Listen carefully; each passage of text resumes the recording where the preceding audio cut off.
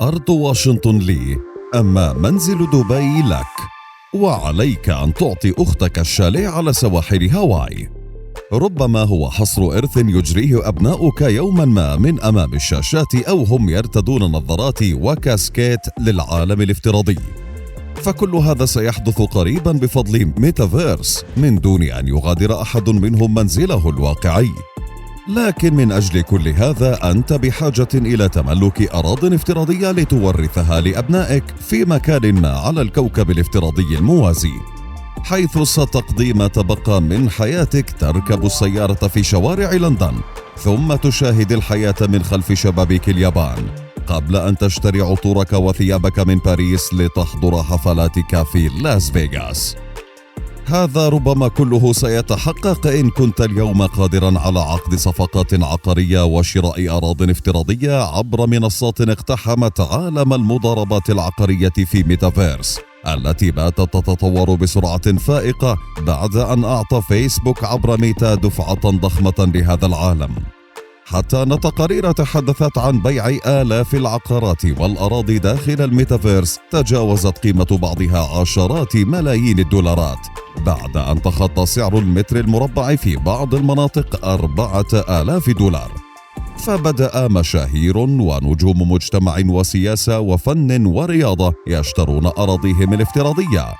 آخرهم باريس هيلتون التي اشترت جزيرة على الإنترنت وأسمتها باريس وورلد، لتقدم لمعجبيها فرصة زيارة جزيرتها في العالم الافتراضي على منصة روبلوكس، حيث يمكن للزوار زيارة منزلها في بيفرلي هيلز والتجول في ممشى مكان إقامة حفل زفافها على زوجها كارتر ريوم في ميناء سانتا مونيكا في ولاية كاليفورنيا الأمريكية، إضافة للتنزه في أنحاء الجزيرة بسيارة رياضية فاخرة أو على متن يخت. لتنضم هيلتون لمجموعة من المشاهير والعلامات التجارية الذين سارعوا لكسب موطئ قدم لهم على ميتافيرس، مثل ماركة تومي هيلفيجر التي أطلقت خطا من الملابس الجاهزة الإلكترونية للشخصيات الافتراضية على منصة روبلوكس. كما فتحت شركة نايكي للملابس الرياضية عالما افتراضيا أطلقت عليه اسم نايكي لاند، حيث يمكن للزوار لعب الكرة مع الأصدقاء وارتداء أحذيتها الرياضية الافتراضية،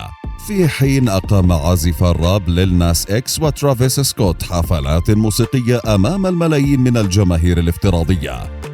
فإن كنت مهتما بأن تصبح من ملاك أراضي ميتافيرس، إليك هذه الإرشادات عن طريقة شراء الأراضي وإن كان الاستثمار بها آمناً. كيف تشتري أرضك الافتراضية؟ في وقت يرتفع الطلب على كل السلع والخدمات المرتبطة بالعالم الافتراضي مثل الذكاء الصناعي والبث المباشر عبر الإنترنت وألعاب الجوال ومعدات وأدوات مثل النظارات ثلاثية الأبعاد والأجهزة الإلكترونية المختلفة، يبدو أن الطلب بات أكبر على كل السلع والخدمات بداخل هذا العالم الافتراضي، على رأسها الأراضي والأصول التي تبشر باستثمارات كبيرة مقبلة قد ترفع حجم اقتصاد الميتافيرس في المستقبل القريب لتريليونات الدولارات. وفي هذا العالم لا يكفي أن يكون لديك أفاتار أو صورة ثلاثية الأبعاد لشخصيتك التي تحيا بها في العالم الافتراضي، لكنك أيضا بحاجة إلى منزل تقطنه وأراضٍ وأملاك تحدد مدى ثرائك،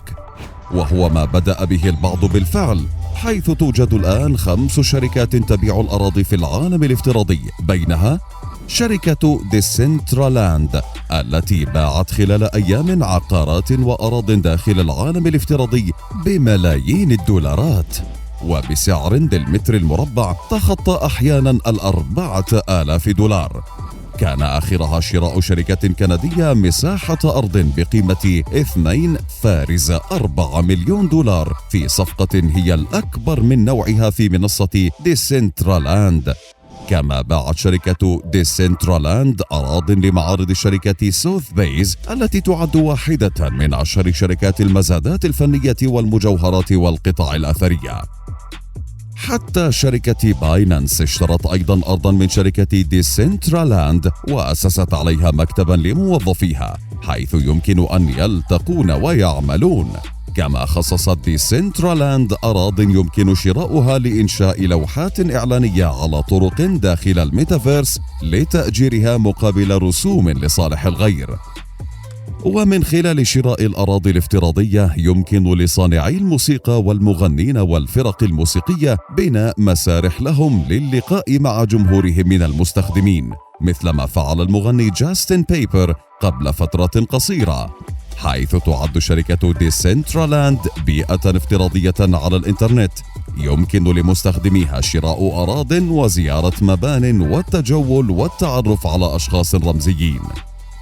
وتستوفي هذه الشركة ثمن الأراضي عبر العملات المشفرة. وتروج شركة ديسنترالاند لأراضيها عبر مقاربة تقول إن شراء أراضٍ في الواقع الافتراضي ميتافيرس اليوم تشابه شراء قطعة أرض في منطقة فيفث أفينيو الشهيرة الآن، ولكن في مطلع القرن ال19، في إشارة إلى أن قيمة الأرض سوف تتضاعف آلاف المرات خلال المستقبل. ومن يرد شراء قطعة أرض في الميتافيرس أو العالم الافتراضي سيجد على موقع ديسنترالاند إعلانات عن قطع الأراضي المتاحة والمعروضة للبيع ومواصفاتها وموقعها، ويمكنه أن يختار أو يبحث في المعروض بحسب الموقع أو المساحة أو السعر.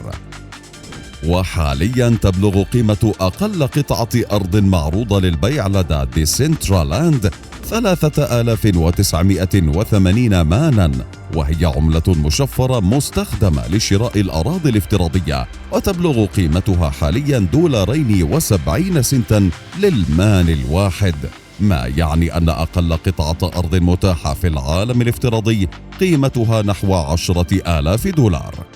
ومن الشركات التي دخلت تجارة العقارات في ميتافيرس ذا ساندبوكس ميتافيرس، حيث باعت أرضاً افتراضية لشركة ريبابليك ريلم بقيمة وصلت $4.3 مليون بهدف تطوير وبناء تلك الأرض في العالم الافتراضي لجذب مشترين للمنازل والمكاتب والفنادق ومراكز الترفيه المزمع بناؤها افتراضياً. أما موقع نيكست إيرث فيعد من أولى المنصات التي تمكن من امتلاك الأراضي افتراضياً مستنداً إلى خريطة الأرض الحقيقية، حيث يمكن للمشتري من خلال نيكست إيرث رؤية خريطة الأرض عبر الأقمار الاصطناعية بشكل دقيق قبل اختيار أي مكان على سطح الأرض ليتملكه افتراضياً على هيئة NFT. وقد شهدت منصة نيكست إيرث مؤخراً عشرات آلاف عمليات المزايدات على أراضٍ وأماكن سياحية أو أماكن مشهورة، حيث تم بيع بعضها بملايين الدولارات. ويبدو أن الصين ستدخل مجال المضاربات العقارية لكن على طريقتها، حيث أطلقت شركة بايدو المعلوماتية الصينية أحد أول تطبيقات ميتافيرس تحت اسم شيرانغ أرض الأمل، وهو تطبيق يتيح لمستخدميه إنشاء شخصية رقمية أفاتار والتفاعل مع مستخدمين آخرين في عالم ثلاثي الأبعاد، على أن يتم هذا التفاعل بمدن افتراضية يمكن شراء أراضٍ وبيوت وعقارات فيها. كما يقدم التطبيق الصيني إمكانية زيارة معرض افتراضي أو نسخة طبق الأصل من معبد شاولين، أو حتى ممارسة الغوص في حوض سباحة رقمي. وفيما يتعلق بشراء الأراضي في العالم الافتراضي، فإن الطريقة الوحيدة هي أن يدفع المستثمر قيمة الأرض مباشرة بعملة مشفرة، حيث تتشابه الصفقات العقارية في العالم الافتراضي مع العملات المشفرة، فكلاهما يقوم على تقنية البلوك تشين التي تشارك البيانات اللامركزية على نحو آمن، إلا أن أي ضمانات يمكن تقديمها لمشتري الأراضي الافتراضية، خاصة تلك التي تحاكي الأراضي الحقيقية على الكوكب،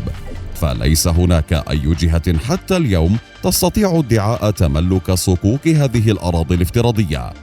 ما يعني بالضرورة موافقة الدول على تجارة الأراضي الافتراضية وتنظيمها، مع إعطاء تراخيص لشركات محددة تعد المخولة لبيع الأراضي، ربما مقابل الرسوم، على أن يعود ريع البيع للدولة نفسها التي تمتلك الأرض بالواقع. وأنت